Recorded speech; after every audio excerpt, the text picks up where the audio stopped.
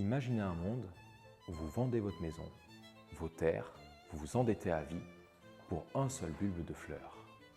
Ce n'est pas de la science-fiction, c'est la Hollande du XVIIe siècle, pendant la folie de la crise de la tulipe. Tout commence avec cette fleur importée de l'Empire ottoman, symbole de luxe extrême dans les jardins de Constantinople. Lorsque cette fleur arrive en Hollande, c'est l'hystérie générale. Plus le prix des tulipes augmente, plus les gens en veulent. C'est ce qu'on appelle l'effet Veblen.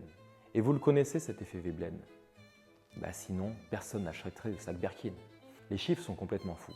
Un bulbe de tulipe pouvait s'échanger contre un immeuble entier.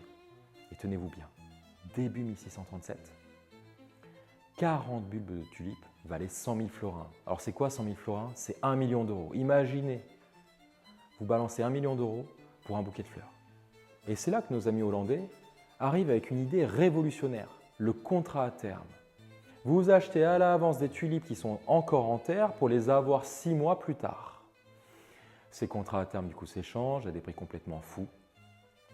Malheureusement, boum, février 1637, le prix s'effondre, la crise commence et les investisseurs, ou du moins les gens raffinés de l'époque, ont tout perdu.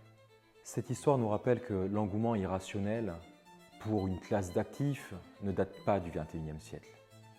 Elle remonte il y a beaucoup plus longtemps et tout cela relève de la psychologie de masse. Finalement, si mon voisin a ça et que l'autre voisin a ça, finalement moi aussi j'en veux et je fais monter le prix. Et en faisant monter le prix, je crée une bulle spéculative.